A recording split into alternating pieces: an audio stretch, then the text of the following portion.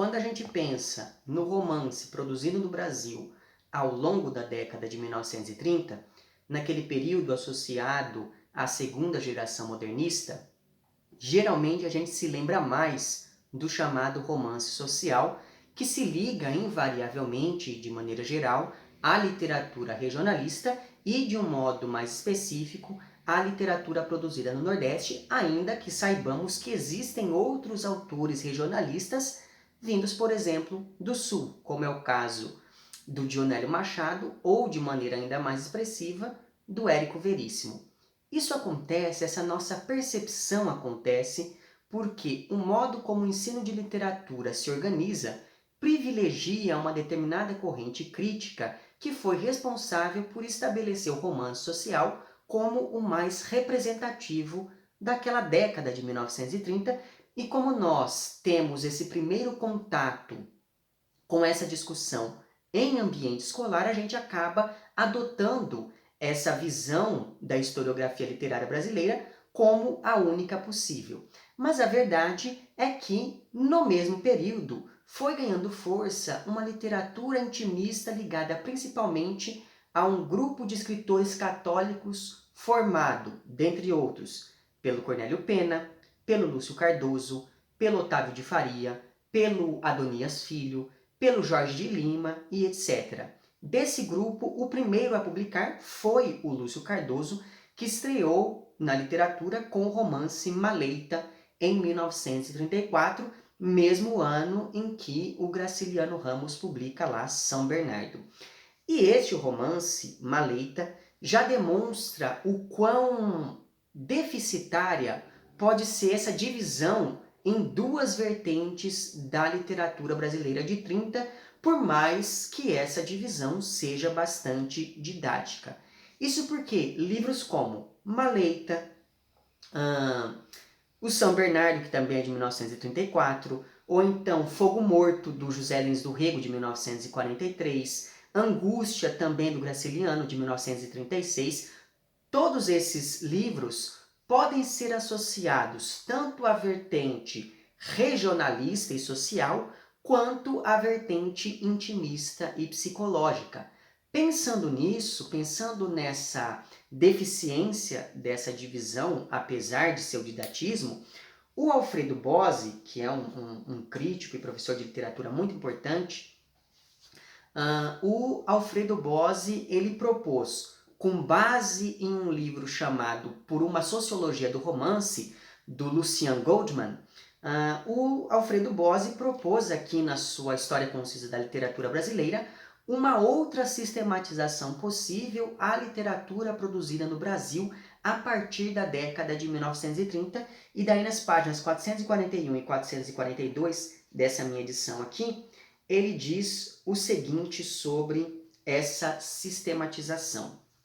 Poderíamos distribuir o romance brasileiro moderno, de 30 para cá, em pelo menos 4 tendências segundo o grau crescente de tensão entre o herói e o seu mundo.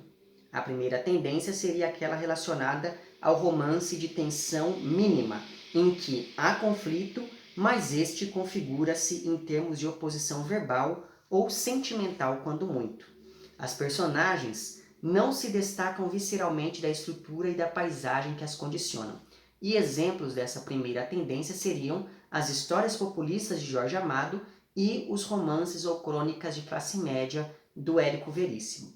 A segunda tendência seria aquela dos romances de tensão crítica, em que o herói se opõe e resiste agonicamente às pressões da natureza e do mundo, formule ou não ideologias explícitas do seu mal-estar permanente. Exemplos são as obras maduras de José Lins do Rego, como por exemplo Usina e Fogo Morto, que eu citei agora há pouco, e toda a obra do Graciliano Ramos. A terceira tendência seria a dos romances de tensão interiorizada, em que o herói não se dispõe a enfrentar a antinomia e o mundo pela ação, evade-se subjetivando o conflito. Exemplos são os romances psicológicos em suas várias modalidades, o memorialismo, o intimismo, a autoanálise e etc. E esses romances estão associados a autores como Otávio de Faria, Lúcio Cardoso, Cornélio Pena, Círio dos Anjos, Lígia Fagundes Telles, Osman Lins e etc. E a quarta e última tendência seria a dos romances de tensão transfigurada, em que o herói procura ultrapassar o conflito que o constitui existencialmente pela transmutação mítica ou metafísica da realidade. Exemplos disso são as experiências radicais de Guimarães Rosa e de Clarice Lispector. Um conflito assim resolvido força os limites do gênero romance e toca a poesia e a tragédia. Mas aqui nós temos um dado bastante curioso, porque apesar de aparecer aqui como um representante dessa literatura de tensão interiorizada, o Lúcio Cardoso escreve esse primeiro romance muito inspirado nos romances de tensão crítica. E isso tem uma explicação. Até 1934, que foi quando este romance surgiu, essa vertente intimista ainda não estava bem definida em termos de mercado editorial. Então, os livros que faziam mais sucesso eram aqueles que hoje a gente conhece como romances regionalistas, como é o caso, por exemplo, da Bagaceira, do José Américo de Almeida, que foi publicado em 1928, ou então do 15, da Raquel de Queiroz, que foi publicado em 1930, ou então O País do Carnaval, do Jorge Amado, de 1931, Menino de Engenho, do José Lins do Rego, de 1932, Os Corumbas, do Amando Fontes, de 1933, ou então Caetés, do Graciliano Ramos, também de 1933, se não me engano, esse foi o seu livro de estreia. Então veja, se você aí se lembra das suas aulas de literatura sobre a geração de 30, você deve saber que todos esses romances que eu acabei de citar, do A Bagaceira ao Caetés, todos esses romances fazem parte do chamado Ciclo do Nordeste em linhas mais gerais e eram ambientados em regiões áridas, eles emulavam o linguajar das pessoas que viviam no campo, eles tratavam de temas como a seca, a partir da perspectiva dos trabalhadores, dos oprimidos e etc. Portanto, esse era o cenário da literatura brasileira quando o Lúcio Cardoso escreve aqui Maleita, e é exatamente por conta disso que este livro, por beber na fonte dessas outras obras regionalistas, esse livro acabou ficando meio esquecido dentro da obra geral deste autor, do Lúcio Cardoso, porque como o Lúcio se consagrou como um autor intimista e Maleita é um romance muito próximo do regionalismo, ou, como diria o Bose, ele é um romance muito próximo dessa tensão crítica, a própria crítica literária brasileira foi deixando esse livro meio de lado quando comparado aos livros que o Lúcio Cardoso escreveria dali por diante. Porém, como eu disse antes, Maleita é um romance que fica entre aquelas duas vertentes que a gente aprende na escola de maneira geral, né, da vertente intimista e da vertente regionalista, porque por mais que exista aqui um trabalho temático e estético ligado ao regionalismo, também existe nesse romance um pendor voltado àquilo que depois seria a literatura intimista. Tanto é assim que a crítica se dividiu em se tratando aqui deste livro de estreia do Lúcio Cardoso. Porque se por um lado o Otávio de Faria não gostou do livro por achar que ele era regionalista demais e que ele deveria privilegiar a psicologia dos personagens. Por outro lado, figuras como o Jorge Amado, ele não gostou desse romance exatamente porque achou que faltava esse caráter regionalista à narrativa, porque o Lúcio tinha investido demais na construção psicológica do narrador protagonista. Então veja que mesmo a crítica da época ficou bastante dividida sobre como entender esse romance naquele período. E um dos poucos críticos que de fato gostou ali do romance por reconhecer nele esse caráter intervalar, foi o Agripino Greco, que era, enfim, um grande crítico da época também. Já o Bose, ele também identifica um resultado meio deficitário nessa aproximação entre o regionalismo e o intimismo que o Lúcio acabou promovendo aqui em Maleita. E daí, sobre isso, o Alfredo Bose diz o seguinte, ainda neste mesmo livro, nas páginas 466 e 467. Desde Maleita, história de um construtor perdido numa pocilga do sertão mineiro, Lúcio Cardoso revelava pendor para a criação de atmosferas de pesadelo. Mas a fórmula naturalista que elegera para o livro de estreia foi para ele um engano cultural, de resto explicável naqueles anos em que os melhores romances se chamavam Cacau, Os Corumbas, Menino de Engenho e etc. Equívoco logo desfeito. Já em 1936, com A Luz no Subsolo, o escritor se definiria pelo romance de sondagem interior, a que lograria dar uma rara densidade poética.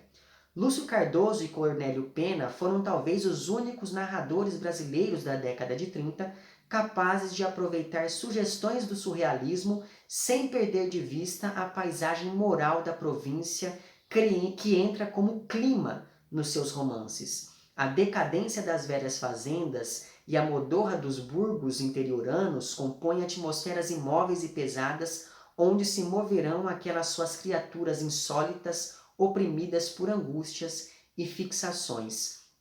Então veja que, como eu disse, como este livro fica nesse espaço de intervalo entre as duas tendências, mesmo a crítica não soube muito bem como se aproximar dele de uma leitura um pouco mais teórica.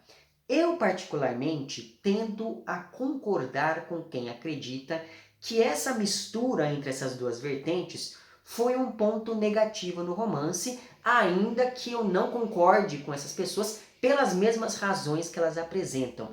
E eu acho que há pontos muito mais negativos, pelo menos para o leitor de hoje, quando a gente pensa, por exemplo, no exotismo empregado pelo Lúcio, sobretudo no tratamento da linguagem.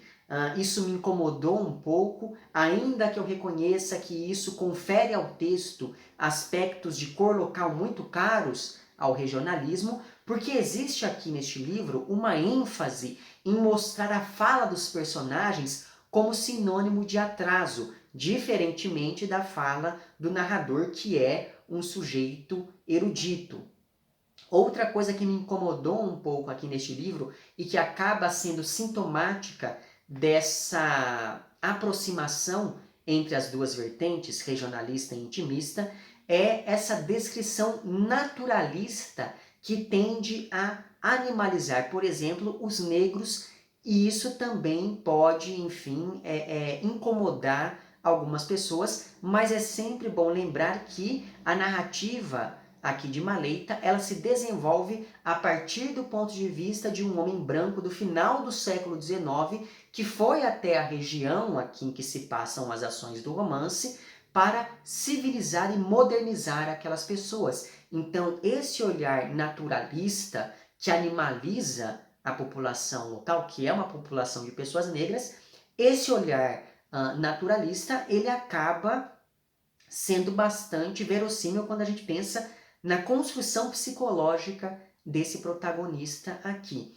E falando em construção, a construção do narrador me pareceu meio deficitária, porque nós estamos falando aqui de um narrador em primeira pessoa, e isso acaba reforçando o caráter intimista aqui desse texto, mas que na maioria das vezes se comporta como um narrador em terceira pessoa, como por exemplo nos momentos em que ele vai descrever as coisas que ele nem poderia saber porque ele não estava presente em um determinado momento quando alguma coisa acontece, mas ainda assim ele fica descrevendo aquilo. Mas se é um narrador em primeira pessoa que participa ativamente da história, ele só pode falar daquilo que ele viu. E ele não pode ter visto algo que aconteceu em um lugar onde ele não estava em um determinado momento.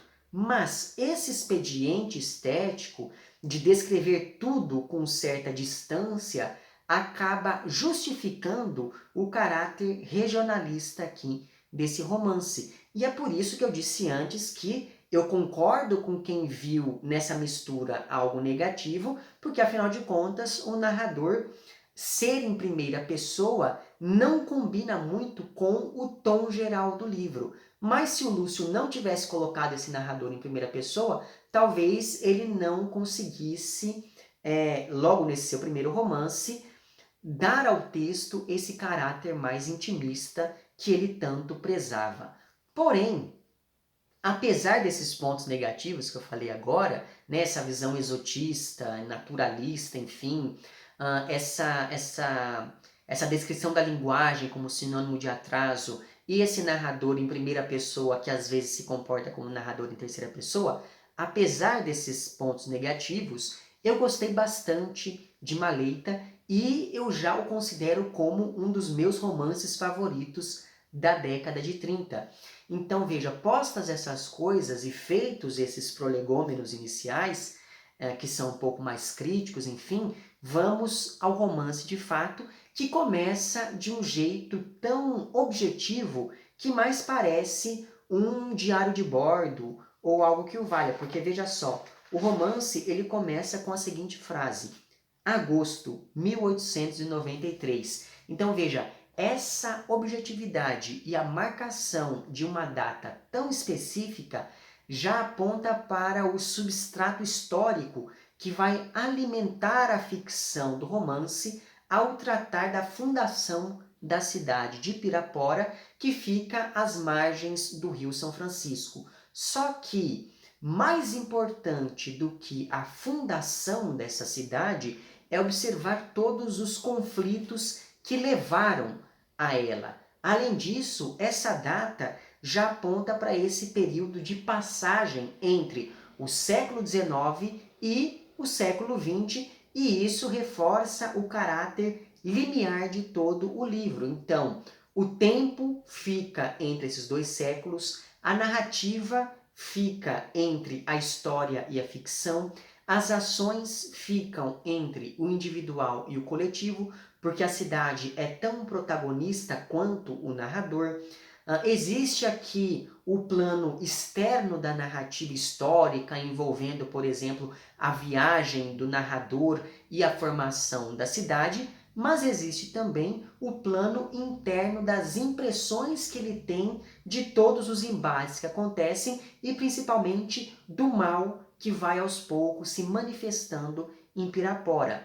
E existe também, pensando nesse caráter limiar do romance, existe também essa estética que fica, como eu já disse várias vezes, entre o intimismo e o regionalismo. Então, nós estamos aqui falando de um romance que encena no campo da ficção várias tensões que são próprias da história. E exatamente por isso, não demora muito para a gente perceber que um dos interesses desse romance é questionar o discurso histórico e com ele questionar também certos atores da história. Não por acaso a figura masculina vai ser central aqui nesse texto, pensando aí nesses questionamentos que o autor promove com este seu primeiro romance. O narrador protagonista é então um homem recém-casado e inclusive a esposa dele, que se chama Elisa, ela pouco aparece no romance e ela sempre que ela está presente, é bem nítido o desconforto dela com tudo aquilo que está acontecendo, porque ela não queria estar ali naquele lugar, ela não queria estar ali naquela região tão remota. Mas enfim, então o narrador é esse sujeito recém-casado que foi contratado por uma companhia de tecidos para fazer um polo comercial na cidade de Pirapora. E por isso ele vai encarnar ali a figura do civilizador que leva a modernidade para o sertão. E note como esse discurso civilizador está ancorado em uma mentalidade capitalista, já que a modernização e o avanço só são possíveis graças ao desenvolvimento do comércio ali naquela região. E como esse romance é narrado a partir da perspectiva não só do civilizado, mas também do civilizador, em vários trechos não é possível diferenciar os moradores da região e a natureza, e isso estabelece um duplo movimento de humanizar a natureza e desumanizar as pessoas, sobretudo nos momentos em que os moradores fazem reuniões que o narrador chama de os batuques. E nesses trechos, esses moradores são descritos quase como animais selvagens e meio enlouquecidos por causa do modo como eles dançam ali à luz das fogueiras. Inclusive, esses trechos acabam reforçando o jogo entre luz e sombra, que faz tudo ficar bastante expressionista ao longo deste romance. E esse mesmo jogo representa também alegoricamente a tensão entre o povo local com uma cultura que o narrador julga primitiva e esse agente da modernização que vai iluminar aquele espaço e aquelas pessoas.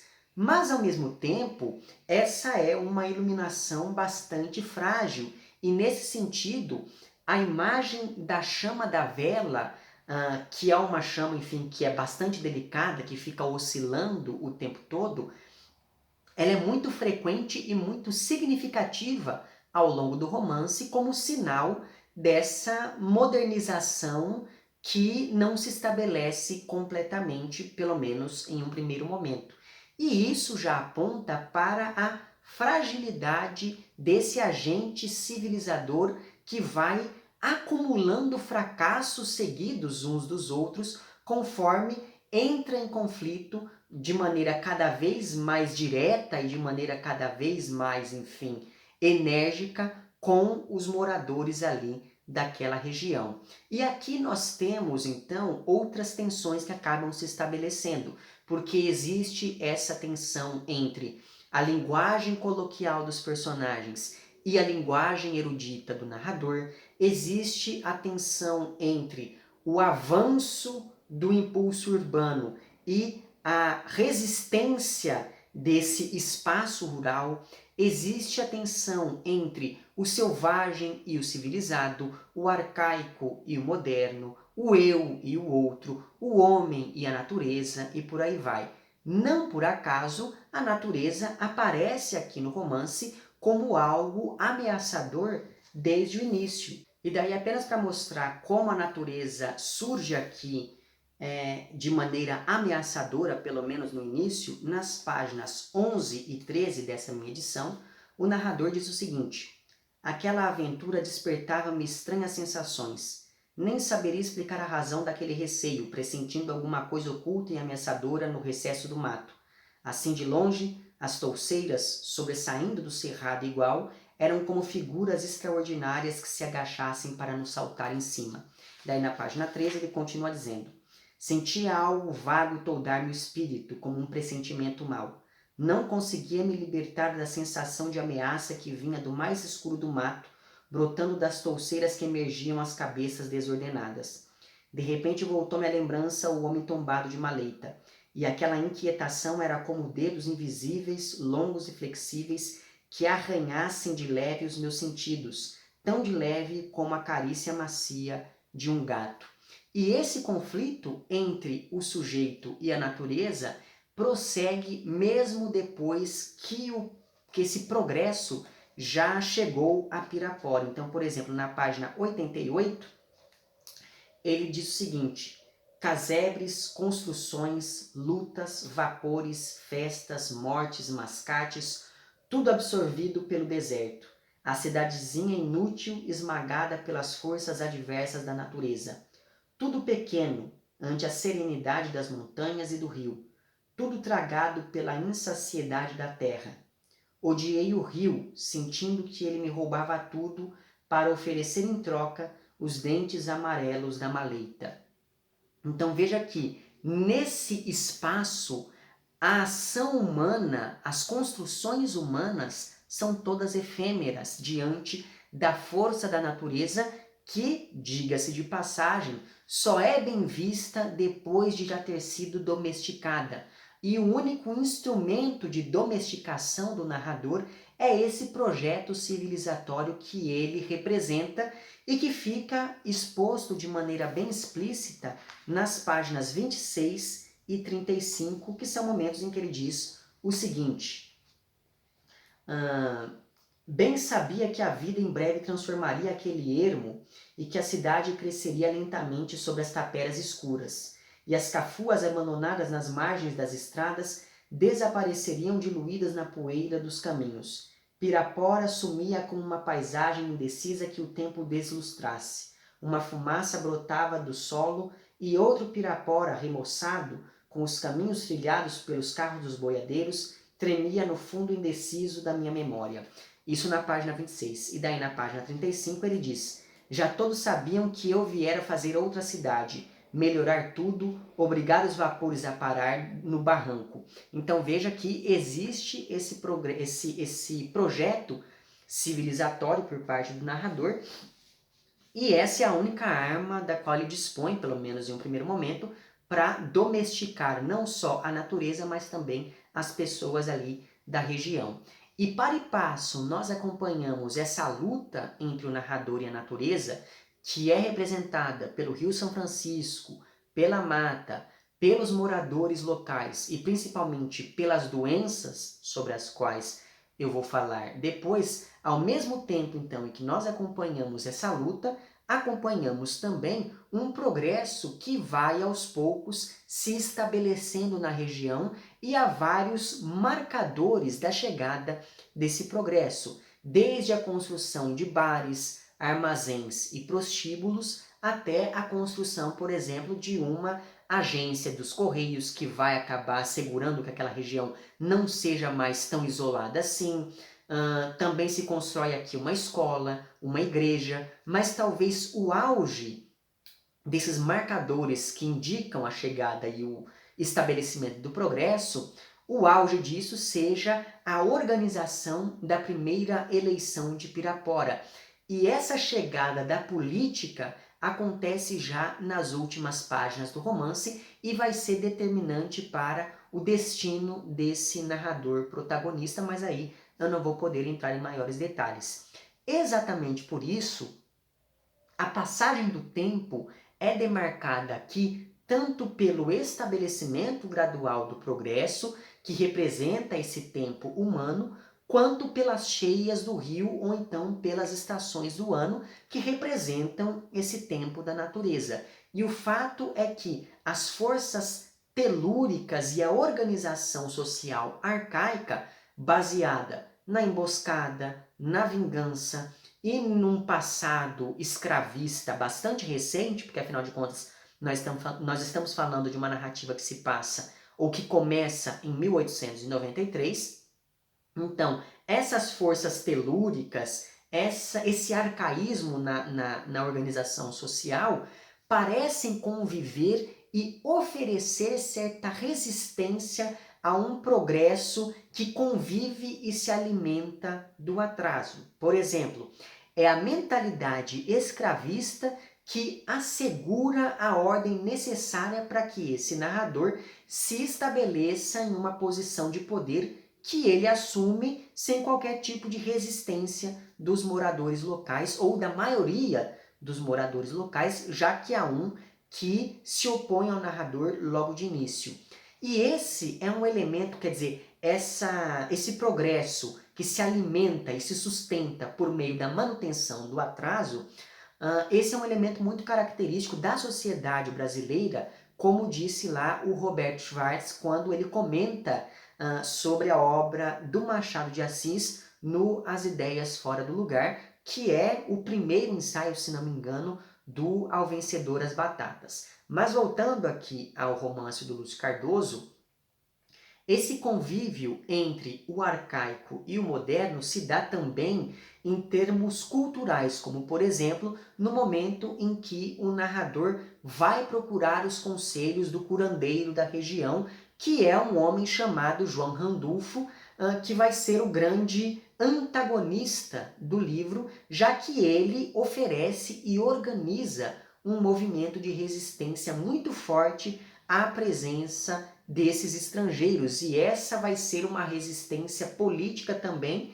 mas é claro que vai ser, antes de tudo, uma resistência cultural. Isso porque esse sujeito acaba convencendo os moradores locais a não trabalharem para o narrador, que por isso se vê ali obrigado a contratar trabalhadores de outros lugares, e isso apresenta uma outra tensão no romance, que é entre os da terra e esses estrangeiros que chegam ali para trabalhar na construção da cidade de Pirapora. Agora, se o narrador é o civilizado que deve impor a cultura, dominar o espaço e lutar contra a natureza, e se essa natureza, esse espaço e essa cultura representam o outro, então esse é um conflito que revisita todo o processo de colonização, tanto que algumas descrições do narrador são muito parecidas, por exemplo, com aquelas que a gente vê na Carta do Caminha, quando ele vai falar sobre os indígenas. Ou seja, é como se a história de Pirapora representasse metonimicamente a história do Brasil, da fundação do Brasil. Não por acaso a violência vai ser o elemento que estabiliza todos os conflitos. E essa violência é aquela que rege e organiza o sertão, mas também é aquela que faz parte do nosso passado colonial e escravista. E a violência, como traço constitutivo da cultura de um país de passado escravista e colonial, como é o caso do Brasil, essa violência passa a fazer parte da dinâmica da comunidade representada aqui no romance de maneira cada vez mais simbólica desse passado ligado ao trabalho escravo. Então, por exemplo, o narrador se incomoda muito com os batuques dos moradores e com o fato de que tanto os homens quanto as mulheres andem nus livremente pelas ruas. Então ele julga aquilo como algo obsceno, hediondo, enfim, graças à sua mentalidade cristã, etc. e tal. Por isso, uma das primeiras providências que o narrador toma depois de estabelecer o vilarejo que daria origem ali à cidade de Pirapora é proibir a nudez e os batuques. E como ninguém acata essa proibição, ele passa primeiro a prender e depois a chicotear em praça pública todas as pessoas que violam essas novas regras. Só que, mesmo assim, os moradores se mostram muito insubmissos e continuam fazendo aquilo que eles sempre fizeram, até que o narrador se lembra de um tronco que ficava nos fundos de uma fazenda abandonada, e a partir do momento em que esse narrador manda colocar o tronco na praça central da vila, todo mundo passa a respeitar as regras, porque essa imagem do tronco evoca aquele passado das torturas, dos castigos impostos às pessoas escravizadas. E esse trecho do tronco é bastante simbólico e demonstra bem essa passagem do exotismo com que o narrador olhava para aquelas pessoas para o racismo por parte desse narrador. Sobre isso, eu me lembrei de um artigo da Gisele Aparecida dos Santos, e o nome desse artigo é Selvagens Exóticos Demoníacos, Ideias e Imagens sobre uma Gente de Cor Preta. Eu vou deixar certinho as referências para esse artigo lá embaixo. Caso você se interesse por esse tema, eu sugiro que você visite porque é um artigo bem interessante. Mas enfim, em dado momento desse artigo, a autora salienta que o exotismo em relação à África, ele foi abrindo caminho para o racismo justamente na passagem do século XIX para o século XX, ou seja, um período em que as ações do romance se desenrolam. Pois bem, antes de chegar a essa conclusão sobre como o racismo tomou forma historicamente, a autora diz que o negro ele sempre foi entendido como o outro, como o duplo do branco. E se o branco simbolicamente foi associado a elementos positivos, o negro foi simbolicamente associado a elementos negativos. Diante disso, surge o olhar ligado ao exotismo como tentativa de entender esse outro que representa a estranheza diante do diferente, diante do desconhecido. Posto isso, a autora ela vai citar um outro texto e ela vai dizer o seguinte aqui. Esse outro texto chama-se Fantasia de Brasil, é um texto do Otávio de Souza e diz: enquanto no exotismo a vontade malévola atribuída ao outro é suavizada pelo recobrimento do estético, no racismo ela é enfatizada e tematizada de modo explícito. A partir daí, o sentimento que vem tomar o lugar da angústia frente ao estranho não é, como no exotismo, o de admiração, mas o de ódio. E daí, a autora, depois de citar esse texto aqui do Otávio de Souza, ela diz o seguinte: até o século XIX, havia em relação aos povos da África um olhar exótico, misto de fascínio e repulsa. E foi esse olhar exótico que, embora não tenha criado o racismo, permitiu que esse sentimento racista aflorasse. A construção de um olhar exótico resvalou para o racismo no momento em que se desejou retirar da população seu poder de participação política, como, por exemplo, recursos e liberdade de escravizados, quando nós pensamos no que acontecia nessa passagem do século XIX para o século XX na América do Sul, no Brasil, por exemplo, com a Lei Áurea, etc. e tal. Então, existiu esse momento em que os ex-escravizados eles estavam ganhando liberdade, eles estavam, enfim, conseguindo alguns direitos, e foi nessa passagem que o discurso racista começou a se sobrepor ao discurso exotista, digamos assim. Daí a autora continua. E no caso dos recursos, é claro, foi nessa passagem do 19 para o 20 que a Europa começou a olhar de maneira mais direta para a África como essa fonte não só de recursos humanos, mas também de recursos materiais. Mas enfim, com toda a problemática que esse olhar acabou gerando nos anos subsequentes. Mas voltando aqui ao texto da autora. O racismo se origina como estratégia de diferenciação numa sociedade na qual as próprias estruturas e organização social não mais se incumbem de estabelecer diferenças e separações entre os grupos que a compõem.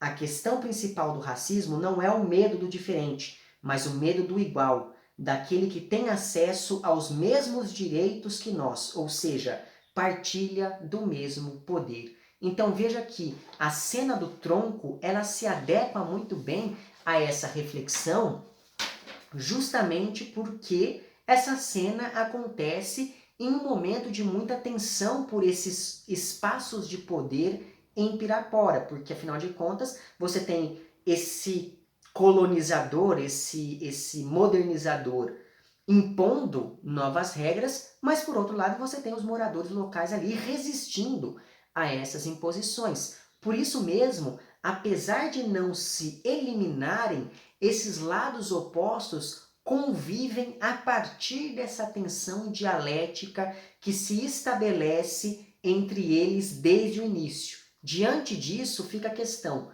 que modernidade é essa que só existe a partir da preservação de estruturas tão arcaicas, né? Mas enfim, como eu disse a vocês, essas tensões que se intensificam a partir dessa disputa por espaços de poder, que culminaria, portanto, nessa cena do tronco, mas enfim, como eu disse antes, essas tensões, elas estão dadas, elas estão postas desde o início da narrativa, e o primeiro indício da tensão entre os locais e os de fora acontece assim que o narrador chega à cidade, que até então era quase um resto de quilombo ou algo assim, com uma população totalmente dependente do Rio São Francisco e tendo ali que se virar diante do abandono daquela região por parte do Estado.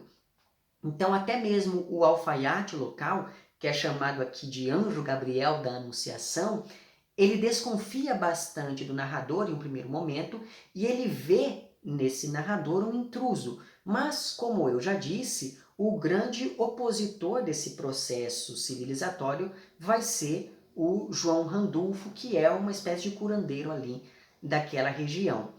E, inclusive, o João Randolfo é acusado de ter sido responsável pelo assassinato de um dos trabalhadores contratados pelo narrador.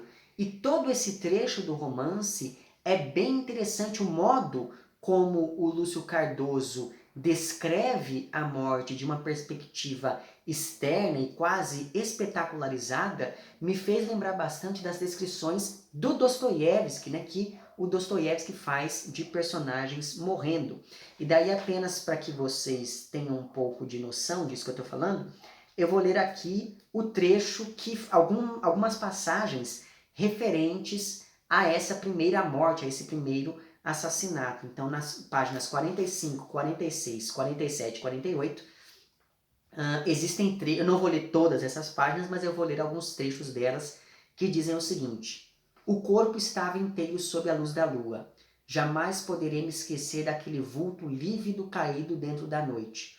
O rosto longínquo como de um cadáver sozinho sobre a terra, cercado por um ambiente diferente, sinistro e quase sobrenatural. Outros vultos vieram surgindo, abaixaram-se, traziam velas e lamparinas cujas chamas protegiam do vento com as mãos em concha. Agiam em tão grande silêncio que pareciam fantasmas. O som que brotava do peito do infeliz já era um som diferente, cavo, denunciador. A sombra da morte infiltrava-se astuciosamente naquela boca negra aberta que engolia a noite. Erguemos o corpo e caminhamos para casa. O homem baleado tinha os olhos semiabertos. Percebia-se que suas pupilas estavam fixas no céu estrelado, sem brilho e sem expressão, assim como cansados de fitarem as coisas da vida.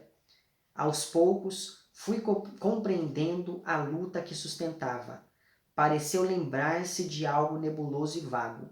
Moveu os braços no ar como se procurasse segurar qualquer coisa. Talvez alguma lembrança perdida da infância que o assaltava no momento supremo, obrigando-o a confundir a realidade. Malgrado meu, não podia desfitar os olhos do homem que partia. Que não desejaria ele dizer naquele momento? Promessas, votos, confissões de arrependimento. Sentia a tragédia palpitando nos meus braços e os esforços do homem que procurava inutilmente segurar a vida. Era a carne ainda, a carne gritando da beira do abismo, o instinto animal olhando ainda com loucura a longa estrada que ficava. A morte penetrara na sala. Então, perceba que é uma descrição bastante interessante e você tem ali esse homem que surge no meio da noite, baleado, e todas as pessoas acompanhando essa agonia dele até o momento em que ele finalmente morre. E depois desse incidente, o narrador assume definitivamente a postura do colonizador que, por ser um representante do capitalismo modernizador, não se vê como pertencente àquele lugar e nem como igual àquelas pessoas, que, como eu disse antes, são descritas quase como parte da natureza a ser domesticada e conquistada. Sobre isso, eu me lembrei de um outro texto chamado Mulheres, Negros e Outros Monstros, um ensaio sobre corpos não civilizados, em que, em dado momento, é dito o seguinte. Eu vou deixar também, evidentemente, a referência certinha desse texto lá embaixo. Na história do pensamento ocidental, mulheres, negros e monstros têm algo em comum, uma suposta proximidade com a natureza que configura a essência limiar de sua humanidade. Segundo tal forma de pensar, um espaço de civilização que se contraponha a essa proximidade deve ser forjado, um espaço em que, da segurança do mundo da cultura, seja possível controlar esses seres fronteiriços. Mas a natureza impõe-se ao homem civilizado como poder incontrolável, caótico e apavorante, e o monstruoso, associado à natureza, aparece como lugar da alteridade por excelência, um lugar que marca a fronteira entre criação e corrupção, ordem e caos, civilização e barbárie. Eu já falei um pouco sobre essa relação entre o monstruoso e a fronteira no meu vídeo sobre o Frankenstein da Mary Shelley e a adaptação do Junji Ito. Eu vou deixar certinho o link para esse vídeo lá embaixo também. Caso você não tenha visto, veja, porque naquele vídeo eu também acabo fazendo esse paralelo entre essas figuras monstruosas e esses lugares de fronteira. Mas enfim, por essa razão, por essa associação entre o negro, neste caso aqui, e a natureza, a tensão entre o narrador e os moradores tem a mesma relevância da tensão entre o homem e a natureza bruta contra a qual ele tem que se impor. Então, diante desses conflitos, o processo modernizador vai se mostrando mais difícil do que parecia antes, dada a resistência dos moradores e da natureza que vão aos poucos frustrando, essas resistências vão aos poucos frustrando os planos do narrador protagonista.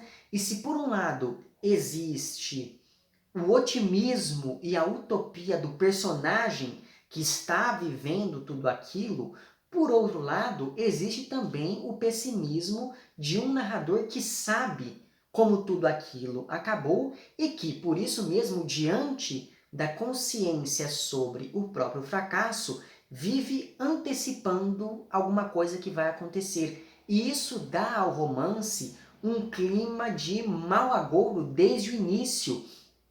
E esse clima se adequa muito bem ao estilo do Lúcio Cardoso, que é um escritor que explora bastante temas ligados ao noturno, ao sombrio, ao macabro, à loucura, à morte, à doença e principalmente à manifestação do mal. E esse mal parece vir do próprio espaço, no caso aqui de Maleita. Tanto é assim que o narrador vai aos poucos ficando meio desequilibrado diante de tudo aquilo que vai lhe acontecendo e também por não saber lidar com essa maldade que o aproxima desse outro representado pelos moradores. E esse desequilíbrio é bem evidente, por exemplo, quando esse narrador chicoteia as pessoas simplesmente porque ele decidiu que pode fazer isso. Então veja, ele veio com todo esse discurso civilizador, ele se acreditava o detentor da bondade, enfim, das coisas boas para aquela região, mas ao mesmo tempo ele tem consciência de que ele não está fazendo nada disso a partir do momento em que ele passa a chicotear as pessoas simplesmente porque ele decidiu que ele pode, que ele tem o poder, a autorização de fazer isso. Então, com a passagem do tempo, o próprio narrador vai se animalizando, ele vai se tornando esse ser bestial, justo ele que julgava os outros nesses termos ao se colocar na posição daquele que salvaria a população de Pirapora. E como tudo é narrado a partir da perspectiva desse sujeito, as coisas vão se tornando quase sempre obscuras, enigmáticas, em um primeiro momento porque tudo é visto com certa distância, mas depois porque esse narrador passa a ser dominado por aquele espaço que, ironicamente, ele queria dominar. E por sinal, esse espaço também parece ter algum tipo de protagonismo na narrativa na medida em que, por exemplo, o rio que dá sustento à população também leva tudo à ruína durante as cheias, a ponto de algumas mães matarem os seus filhos para que eles não passassem fome e outras tragédias dessa mesma natureza. Então, esse espaço é ambíguo porque, ora ele ajuda as pessoas quando provém sustento, ora ele é um obstáculo que domina todo mundo, que destrói todas as coisas, por ser uma força incontrolável e quase que dotada de vontade própria. Por isso, o rio vai assumir aqui várias funções. Ele vai ser esse símbolo da passagem do tempo, da mudança, de uma calmaria enganosa, mas ele também é um símbolo de um espaço quase sobrenatural,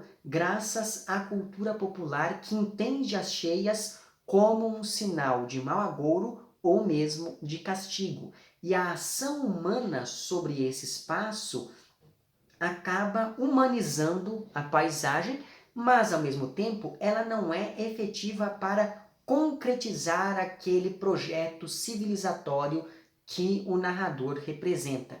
Mas talvez um dos principais entraves à concretização desse projeto seja, como o título do romance indica, a doença. Não só a maleita, que é a malária, mas também uma doença bem pior, que é a varíola.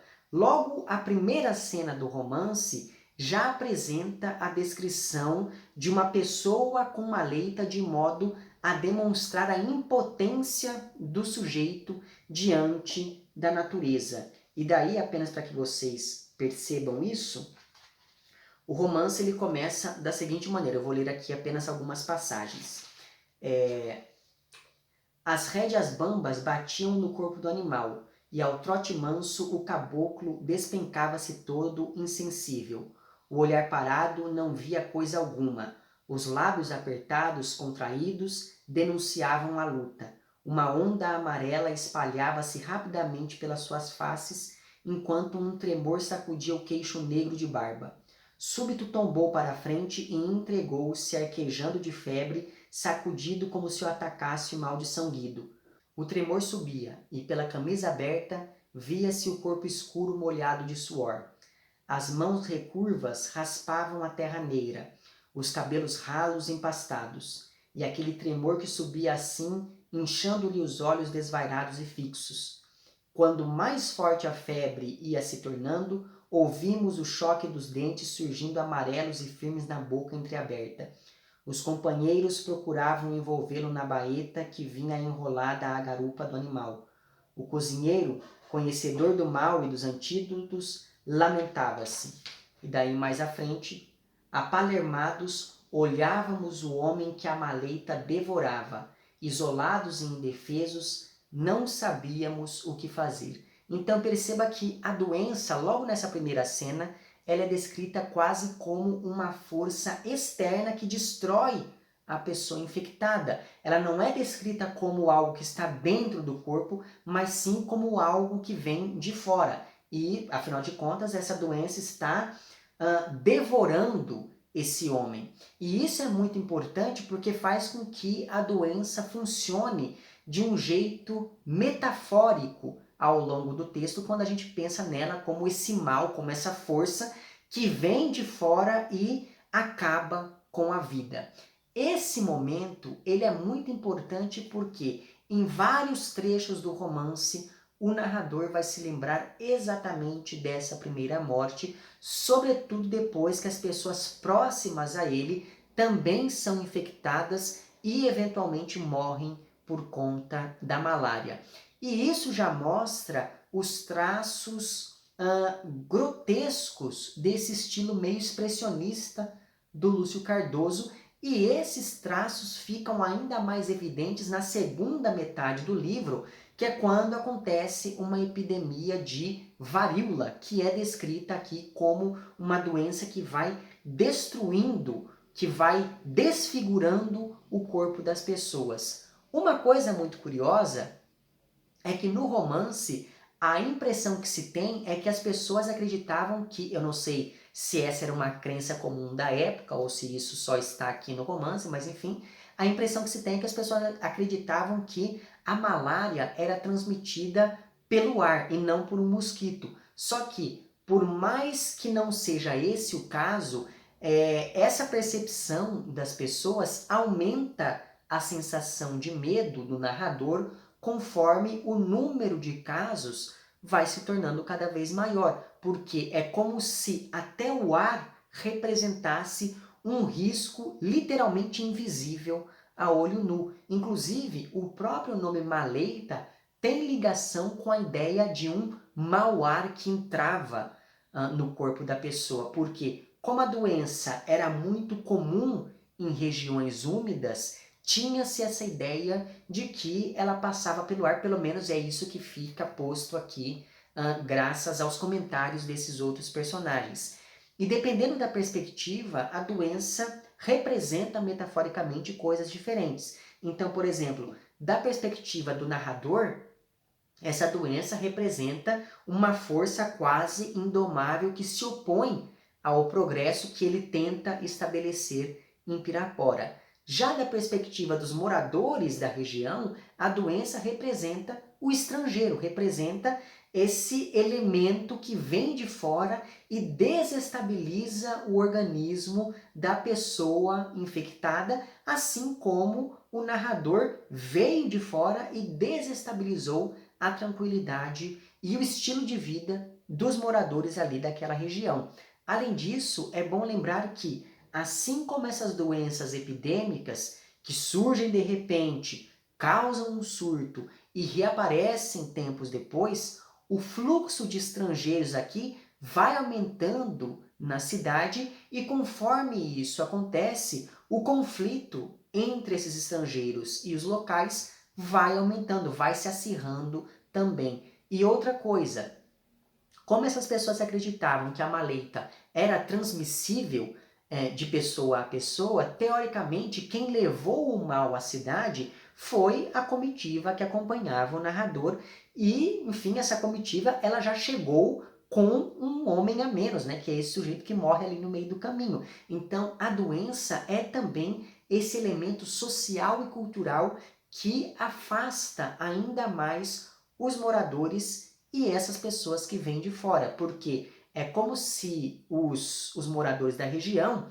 já desconfiassem que esse contato com o externo não seria bom, não traria bons frutos. Então, se a epidemia é um mal coletivo, então a sociedade aparece aqui como esse organismo tentando expulsar o agente externo que traz o desequilíbrio, que traz o conflito, que traz a morte. E esse agente é a própria doença, mas é também o narrador com tudo aquilo que ele trouxe. Nesse sentido, a tensão entre os personagens, sejam eles, enfim, os locais ou os estrangeiros, essa tensão ela é bem tênue no início, quase como se fosse ali uma doença incubada e que ainda não deu os seus primeiros sintomas, e daí, conforme o tempo vai passando, esses sintomas dessa tensão, esses sintomas eles vão ficando cada vez mais nítidos, essa doença ela vai se estabelecendo e vai se espalhando pelo corpo da sociedade. E a maleita afeta mesmo a estrutura da narrativa, porque ela é uma doença que tem crises que vêm e vão, né? E o modo como o narrador vai mudando de tom ao longo do texto parece acompanhar essas oscilações da febre da maleita. Então, os momentos mais tensos são aqueles em que a febre está muito alta, por exemplo. Já os momentos de calmaria da narrativa são aqueles em que a febre baixou. Além disso, pensando ainda nessa estrutura do romance, é bom perceber que a primeira e a última cenas da narrativa tem alguma relação com a maleita, nem que seja citando ela, o que de certo modo representa ali o fracasso do narrador em dominar a natureza, porque afinal de contas, desde o início ele já teve contato com aquela doença, mas ele não conseguiu fazer nada para poder reverter aquela situação. Mas a maleita também aparece aqui como uma espécie de castigo, o que faz dela não um sinônimo de falta de saúde, por exemplo, mas sim uma manifestação do mal que passa a afetar essa região aqui. Como eu disse para vocês, a obra do Lúcio Cardoso quase sempre se dedica a explorar esse mal que vai se manifestando, que vai tomando proporções cada vez maiores, e isso de certa maneira tem um paralelo aqui com essa doença que vai se espalhando pelos habitantes ali dessa cidade. Mas, como eu disse, não só a maleita chega a Pirapora. Conforme a cidade se estabelece como uma rota comercial, muitas pessoas de fora passam a circular ali por aquela região e uma dessas pessoas é um homem infectado com varíola. Mas de início a população ainda fica bem tranquila, porque o narrador ele contrata o dono de um teatro de fantoches itinerante para entreter as pessoas, né? Então as pessoas ficam ali distraídas com todo aquele teatro, e elas não ligam muito para essa doença, né? Para a varíola que está se espalhando ali juntamente com a maleita. Só que o problema é que esse homem que foi contratado, esse dono do teatro, ele também teve varíola, e aquilo que deveria ser uma apresentação de comédia acaba aterrorizando todo mundo, porque ele tem uma crise e desmaia ali na frente de todas as pessoas, e as pessoas ficam assustadíssimas com aquilo que está acontecendo no palco. Depois disso, a varíola e o medo acabam se espalhando pela cidade toda e afetando completamente a vida daquelas pessoas, até porque o corpo desse segundo doente, ele é descrito quase como se fosse um corpo monstruoso por causa dos sintomas da varíola, porque o corpo da pessoa que tem essa doença, ele se enche de bolhas, essas bolhas, enfim, tem pus, então é uma doença que ela deforma mesmo. A febre, ela é tão alta que a pessoa tem delírios e por aí vai. Então essa deformação, graças às bolhas que se espalham pelo corpo, é algo que acaba fazendo com que esse corpo do doente, desse segundo doente, se torne esse corpo monstruoso que afasta, que repele as pessoas. E daí por diante, as cenas elas vão se tornando cada vez mais desconfortáveis, desagradáveis, conforme essa epidemia de varíola vai tomando conta de Pirapora e as pessoas não conseguem nem fugir, porque a notícia sobre essa epidemia se espalha e nenhuma outra cidade aceita as pessoas ali de Pirapora. Então mesmo aqueles que fogem têm que voltar eventualmente à cidade porque eles não conseguem pouso em nenhum outro lugar.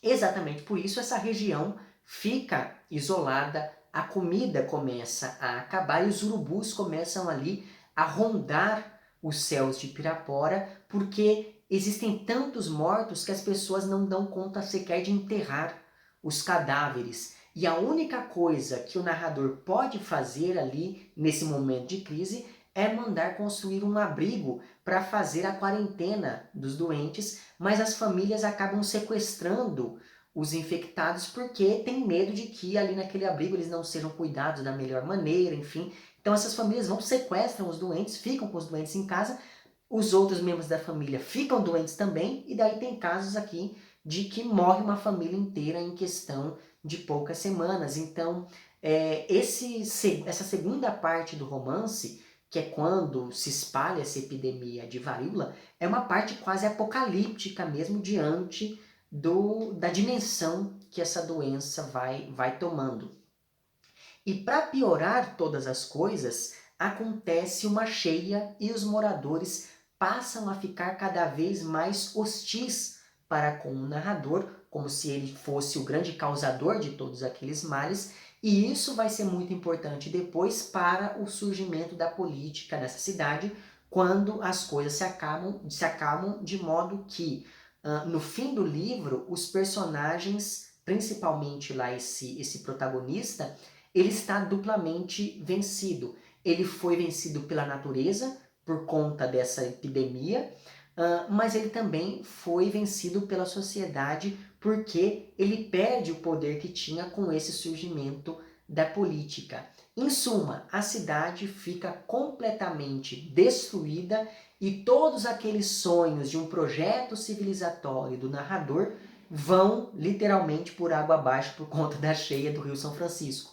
E daí, apenas para que vocês tenham noção desse cenário apocalíptico que passa a se desenvolver, eu vou ler aqui alguns trechos do livro que se passam durante essa epidemia. Então, por exemplo, na página 124 e na página 125 está escrito o seguinte, novamente, eu não vou ler tudo, eu vou ler apenas aqui alguns trechinhos.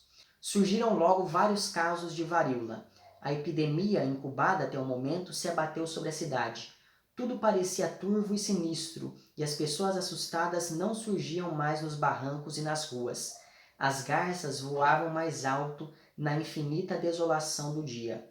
Amontoados nos barrancos, na praia, bandos e bandos aguardavam os vapores. Novos casos iam surgindo. Um sentia vômitos, dores de cabeça, e lá ia a família novamente para o casebre vazio, onde agora só o vento movia as portas à toa. Cozinhava-se ao ar livre, erguiam-se cruzes nos lugares altos, acendiam-se velas. A doença continuava a derrubar gente, e os gritos e as pragas ecoavam longamente. Tudo aquilo tinha um invencível aspecto de ruína. Todo aquele desespero, todas as velas acesas, os doentes delirando, traziam terrivelmente nítida a lembrança da morte. Daí na página 128 e na 129 é dito: morriam como bandos de carneiros sufocados dentro das palhoças miseráveis. Era um trabalho exaustivo a retirada dos cadáveres aos montes negros e sujos. Muitos trabalhadores eram contaminados e morriam no próprio hospital que haviam construído. Com a doença, os urubus aumentavam. As rodas no alto cresciam silenciosas e inumeráveis. Sobre o rio, as garças fugiam agora. Só as asas negras balançavam vagarosas e atentas sobre os casebres ameaçados. Daí na página 132 está dito: como animais, logo que as sombras caíam, os doentes uivavam. Sentiam um aguilhão da dor ou do medo perfurando-lhes a cara. Depois a consciência do irremediável surgia nítida e implacável.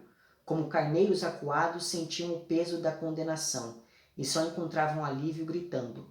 Quando tinham forças, eram uivos longos, dolorosos, que se apagavam como se morressem aos poucos. Os gritos chegavam até o povoado, e as pessoas que tinham parentes nesse galpão preparado pelo narrador soluçavam ou rezavam. Quando aquilo aumentava, saíam doidos para a rua pedindo aos vizinhos que os ajudassem a tirar os doentes ou a rezar. E por fim, na página 137, para não ficar lendo aqui muita coisa, o caso: a estrada quieta batida de sol, bois pacíficos ao longe, magros e tristes. Aniquilamento, casas vazias, móveis quebrados, animais apodrecendo ao sol, inércia, morte. Urubus nos galhos secos, graves e soturnos. Silêncio. Um ou outro menino amarelo amarrando pedaços de carne podre em tocos de lenha para pegar urubu. Então veja, até as brincadeiras das crianças foram se tornando ligadas ali à morte. As portas arruinadas tombadas para fora, a palha dos tetos furada e apodrecida, as cercas arrebentadas, os roçados invadidos pelo mato, gatos famintos, longos, cheirando os portais vazios. Morriam os derradeiros doentes. As sepulturas improvisadas como bocas fartas abriam-se pelas últimas vezes. A epidemia desapareceria. Então, veja que eu li aqui um trecho do início, do meio e do final dessa epidemia de varíola, apenas para que vocês tivessem dimensão da coisa, né, da proporção que essa doença tomou ali na cidade. Mas diante de toda essa tragédia, em meio a esse cenário apocalíptico, existe em Maleita um trecho muito interessante que descreve um enterro. E durante esse enterro, as pessoas choram, é claro, se lamentam, mas também dançam, cantam, bebem, falam mal do defunto e etc. Então, isso acaba promovendo uma união entre o luto por um corpo que está até se decompondo, como diz o narrador, em dado momento, e a celebração durante esse velório. E essa união entre elementos tão diversos quanto o riso e o luto, essa união causa um estranhamento que reforça todo o caráter grotesco que o romance foi adquirindo, principalmente ao longo dessa segunda parte, durante essa epidemia de varíola que varre a cidade de Pirapora. E isso me fez lembrar, quer dizer, essa união entre riso e luto, me fez lembrar de uma música chamada Nego Velho Quando Morre, que foi regravada na década de 70 pelo Originais do Samba, que é aquele grupo, se não me engano, do Mussum. E essa é uma música que eu gosto muito dela exatamente porque ela possui vários elementos ligados ao grotesco, e ela diz o seguinte, eu não vou cantar a música aqui, eu vou ler apenas os versos. Quando eu morrer, quero ir em fralda de camisa. Defunto pobre, de luxo não precisa. 50 velhas desdentadas e carecas hão de ir à frente tocando rabecas. E um velho bem barrigudo vai lá na frente tocando no canudo. 4 velhas que forem de balão irão segurando as argolas do caixão. Daí depois tudo se repete. Esse último verso, essa última estrofe, né? 4 velhas que forem de balão irão na frente segurando no caixão, né, as argolas do caixão. Ir de balão era uma gíria para estar grávida. Então veja, você tem velhas grávidas segurando a argola de um caixão. Então existe ali essa união entre a vida e a morte, né? Essa gravidez, mas ao mesmo tempo a argola do caixão. Então essa alegria toda das 50 velhas desdentadas e carecas tocando rabecas, enfim. Então veja que tudo isso, todos esses elementos que estão na música são elementos completamente contraditórios e que causam uma estranheza se a gente imagina essa situação, e essa estranheza é da ordem do grotesco que aparece de certa maneira aqui nessas páginas de Maleita. Mas enfim, perceba que enquanto a malária representa o outro e o embate com este outro, seja esse outro a natureza ou o estrangeiro, a varíola representa o sofrimento, a destruição e a morte, que, como eu disse antes, são marcas bem características da literatura do Lúcio Cardoso, que já começa muito bem com este seu primeiro romance, ainda que eu reconheça aqueles pontos negativos que eu mencionei no início desse vídeo, mas a despeito daqueles pontos negativos, me parece que esse daqui é um livro excelente. Então, eu vou deixar certinho o link para tudo isso que eu fui citando lá embaixo, caso você se interesse por esses assuntos. Novamente fica aqui a recomendação deste livro maravilhoso, do qual eu gostei bastante, como vocês percebem pelo tamanho desse vídeo. Vou deixar lá embaixo também o link para o meu perfil no Apoia-se, e se você puder e quiser, fica aí o convite para que você apoie este meu trabalho. Através do link, você vai ter acesso não só aos planos de apoio, mas também às recompensas equivalentes ali a cada um desses planos, certo? É isso então, vemo-nos nos próximos vídeos e um amplex.